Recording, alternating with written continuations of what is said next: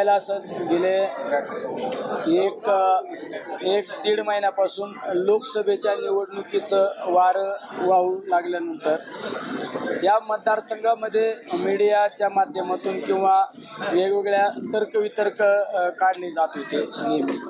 मी सुद्धा एक लोकसभेचा उमेदवार म्हणून मला प्रतिस्पर्धी उमेदवारांनीच मला डिक्लेअर केलं का निलेश लंके लोकसभेचे उमेदवार असू शकतो. तर त्यानंतर मी सुद्धा माझ्या नगर दक्षिण लोकसभा मतदारसंघामध्ये आपण जनतेचा कौल जाणून घेण्याचा प्रयत्न केला होता. जनतेचा लोकांची जनभावना काय, लोकांचे प्रश्न काय, सगळ्या गोष्टी समाजातील वेगवेगळ्या घटकांना भेटण्याचा प्रयत्न केला. छोट्या छोट्या गोष्टी त्या ठिकाणी बारकाईने अभ्यास केला. आज सुद्धा मतदारसंघातील लोकांशी चर्चा केल्यानंतर जर आपल्याला लोकसभेच्या निवडणुकीला जर सामोरं जायचं असेल तर विधानसभा सदस्याचा त्याग करणं गरजेचं आहे. जर तुम्हाला एखाद्या निवडणुकीला जर छाती काढून पुढे जायचं तर असं लपालपीचा छुपाडाव कशाला खेळायचा. शेवट आपल्याला लोकसभा लढवायची ना, मग विधानसभा सदस्याचा राजीनामा दिला पाहिजे ही भावना या मागं माझी होती. पण राजीनामा देण्याचा माझा जरी निर्णय असला तर माझ्या मतदारसंघातील लोकांनी मला 2019ला जीवाचं रान करून स्वतः उमेदवार असल्याची भावना जाणवतो लोकवर्गणीतून मला आमदार केलं. अरे त्या माझ्या माणसांना, माझ्या लोकांना विचारणं हे माझ्यासाठी महत्त्वाचं होतं. कारण पारनेर नगर मतदारसंघ माझ्यासाठी कुटुंब होते. त्या कुटुंबातील माझ्या लोकांना आज विचारलं, त्यांच्या भावना जाणून घेतल्या आणि त्यांना या सगळ्या अडचणी त्यांच्या समोर ठेवल्यानंतर आज मी हा निर्णय घेतलेला आहे की माझ्या विधानसभा सदस्याचा त्या ठिकाणी राजीनामा दिलेला आहे. आता ही जी लढाई होणार आहे जनशक्ती विरुद्ध, तुम्ही मला बोलले की मोठा समोर होणारा माणूस आहे, ही लढाई कशी होणार? हे असं धनशक्ती वगैरे राजकारणात काय चालत नाही. क्षमता, जनतेचा कौल महत्त्वाचा असतो. हे सर्वसामान्य लोकांची जर निवडणूक हातात घेतली ना तर निवडणूक ही एकदम चांगल्या पद्धतीने होती आणि त्या निवडणुकीत विजय हमखास 100% असतो. तुम्ही पाहिलं असं एका बाजूनी कधी कधी सांगितलं जातं की प्रस्थापित. अहो, या देशासाठी गांधी घराण्या इतका त्याग कोणाचाच नाही. इंदिरा गांधी गेल्या देशासाठी गेल्या, राजीव गांधी देशासाठी गेले. या गांधी घराण्यातल्या इंदिराबाई सुद्धा लोकसभेच्या निवडणुकीला पराभूत झाल्या ना. सर, तुम्ही म्हटला की मी मधल्या काळामध्ये शरद पवारांना दुखवलं, नेमकं काय कशा पद्धतीने दुखवलं तुम्ही? महाविकास आघाडीमध्ये ज्यावेळेस फूट झाली, आदरणीय दादा महायुतीबरोबर गेले त्यावेळेस आम्ही दादांबरोबर होतो.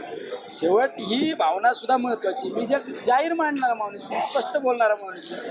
मी सुद्धा महाविकास आघाडीच्या काळात ज्यावेळेस दादा या राज्याचे उपमुख्यमंत्री झाले, अर्थमंत्री झाले, त्यावेळेस मला माझ्या मतदारसंघातील निधींच्या बाबतीत असो सगळ्या बाबतीत दादांनी ताकद दिली. दादांबरोबर ज्यावेळेस राष्ट्रवादीमध्ये 2 गट झाले त्यावेळेस आम्ही दादांचं नेतृत्व मान्य केलं की कारण की आमची भावना होती राज्यासाठी आमच्यासारख्याची आमदारकी महत्त्वाची नाही, राज्यासाठी आदरणीय दादांचं नेतृत्व महत्त्वाचं आहे. आमच्या आमदारकीचं बरं वाईट झालं तरी चालेल, आम्हाला त्याची फिकीर नव्हती.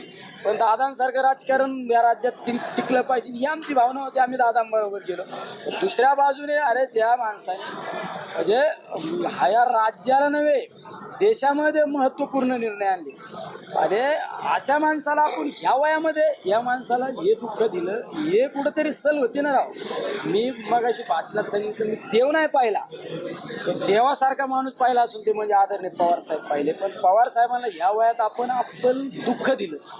त्यांना काय वाटलं मला माहीत नाही, पण माझं मन एक नेहमीच सांगतो अरे आपण साहेबांना ह्या वयात आपण दुःख दिलं. त्यामुळं मी या साहेबांना ज्या माझ्याकडून काही कालखंडात मी साहेबांबरोबर येतो त्याची उतराई होण्यासाठी हे त्या ठिकाणी आज राष्ट्रवादीमध्ये प्रवेश केला आहे तर अजित पवार यांच्याकडे तू राष्ट्रवादीला आहे का? अहो, राष्ट्रवादीचं काय, राष्ट्रवादीचे ना. मी काय राष्ट्रवादी सोडून होतो का वेगळं कुठे? माझ्या सगळे बॅनरवर बघा ना, पहिल्या दिवसापासून मोठ्या साहेबांचा फोटो जाता ना. जे आहे ते आहेत ना. तुम्ही काय आला इकडं तिकडं काय तुम्ही काय दुसरीकडे होतो काय? तुम्ही अजून एक म्हटला की शरद पवार साहेबांनी तुम्हाला लोकसभा लढवण्यासाठी आधीच सांगितलं होतं. ते नेमकं कधी सांगितलं होतं? आता मग सांगितलं ना 4 वेळा सांगायचं करा अहो तुम्हाला साहेब. त्रास दिला गेला, अनेक वेळा त्रास दिला गेला. नेमका काय अहो सगळ्या जिल्ह्याला माहिती आहे ना अहो साहेब, तुम्हाला पण माहिती आहे ना. आमचे काम अडवा, कामाला स्थगित्या द्या. एक मग काय शासकीय यंत्रणाचा इतका गैरवापर केला साहेब, इतका गैरवापर केला. महसूल विभागातील पार आमच्या तलाट्यांनी आम्हाला त्रास द्यावा. तलाट्याला जर एखाद्या आमदारांनी फोन केला तरी तलाठी सुद्धा लवकर काम करीत नव्हता. कामांच्या बाबतीत, निधींच्या बाबतीत आम्ही इकून तिकून हाताबाया पडून निधी आणला का त्या निधीला स्थगित करा. त्या अधिकाऱ्याला सांगा टेंडर नका करू. टेंडर झालं तर ते काम चालू नाही झालं पाहिजे. आमच्या कार्यकर्त्यांवर गुन्हे दाखल करा. कार्यकर्त्यांचे व्यवसाय बंद करा. म्हणजे इतक्यात